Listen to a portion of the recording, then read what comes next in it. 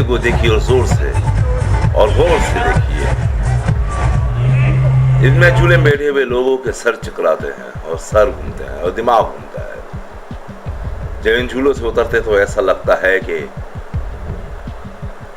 हम गोल घूम रहे हैं। असल में घूम तो झूला रहा होता है। अब आप और से इसको देखिए, ये एक स्प्रिंग को बीच में देखिए,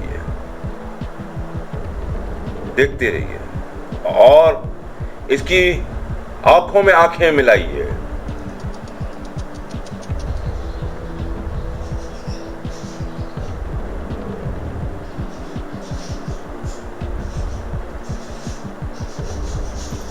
और इसके सर पर देखें आप,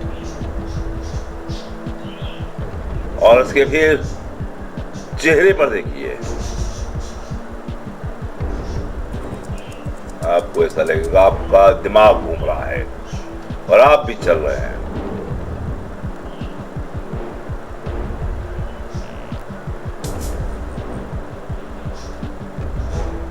इन्होंने एक ज़ूम्बी की एक्टिंग की है। वो आ रही है कश्ती, ये सोजो वाटर है, और जब ये ऊपर से ये कश्ती आती है और नीचे आती है तो पेट में चूहे दौड़ने लगते हैं। वी आटोरी,